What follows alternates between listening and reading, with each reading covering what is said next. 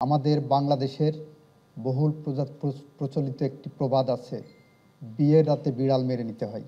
একটি বন্ধু রাষ্ট্র বন্ধুত্বের হাত বাড়িয়ে দেওয়ার নাম করে বাংলাদেশের লুটপাটের রাজত্ব কায়েম করেছিলেন। আওয়ামী লীগ ক্ষমতায় থাকলে বাংলাদেশের উপরে আধিপত্যবাদী শক্তির, সাম্রাজ্যবাদী শক্তির, দখলদারিত্ববাদী শক্তির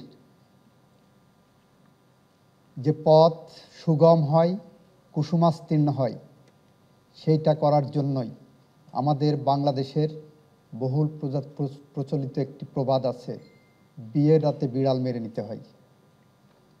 জানুয়ারিতে ক্ষমতা নিলেন, ফেব্রুয়ারিতে এত বড় একটি হত্যাকাণ্ড দিয়ে ঝিকে মেরে বউকে শেখানোর মতো করে সমস্ত সেক্টরকে আপনি একটা আতঙ্ক ছড়িয়ে দিলেন। এভাবেই আওয়ামী লীগকে ক্ষমতায় টিকিয়ে রাখার জন্য একটি পদক্ষেপ বাংলাদেশের মাটিতে ইতিহাসের জঘন্যতম একটি অধ্যায় রচনা করা হয়েছিল। এরপর একে একে বাংলাদেশের সমস্ত সাংবিধানিক প্রতিষ্ঠানকে ধ্বংস করা হয়েছে। একে একে সরকারের সমস্ত ডিপার্টমেন্টকে রাজনৈতিক দুর্বৃত্তায়নের কাছে নতজানু করা হয়েছে। এরপর একে একে বাংলাদেশকে ধ্বংসের দ্বার প্রান্তে নিয়ে যে বাংলাদেশের স্বাধীনতা এবং সার্বভৌমত্বকে বিপন্ন করা হয়েছে। বাংলাদেশ একটি চোরাবালি সময়ের সন্ধিক্ষণে দাঁড়িয়েছিল। আমরা শুনেছি একটি বন্ধু রাষ্ট্র বন্ধুত্বের হাত বাড়িয়ে দেওয়ার নাম করে বাংলাদেশের লুটপাটের রাজত্ব কায়েম করেছিলেন।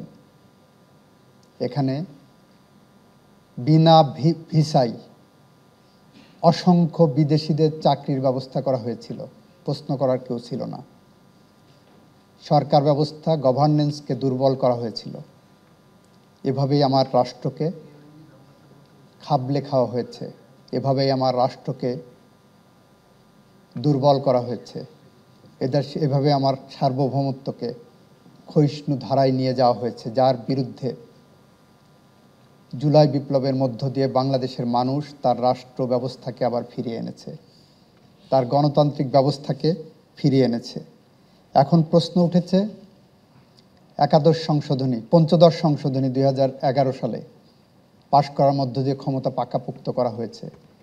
পঞ্চদশ সংশোধনী পাশ করা সম্ভবপর হয়েছে বিয়ের রাতে বিড়াল মারার মধ্য দিয়ে। 14 সালের নির্বাচন সম্ভব হয়েছে সবার মধ্যে একটা ভীতি এবং আতঙ্ককর পরিস্থিতি তৈরি করার মধ্য দিয়ে। একটি রাষ্ট্র কতটা নির্লজ্জ হতে পারলে বাংলাদেশে খুন গুমের সাথে জড়িত যে কাউকে এভাবে নির্লজ্জ বেহায়ার মতো আন্তর্জাতিক পরিমণ্ডলে সমর্থন জুগিয়ে যেতে পারে, খুনির পক্ষে অবস্থান নিতে পারে, আন্তর্জাতিক আইনের লঙ্ঘন করে, এক্সট্রাডিশন চুক্তি লঙ্ঘন করে একজন খুনিকে আশ্রয় দিয়ে একটি রাষ্ট্র বাংলাদেশের মানুষের মুখোমুখি দাঁড়িয়েছে।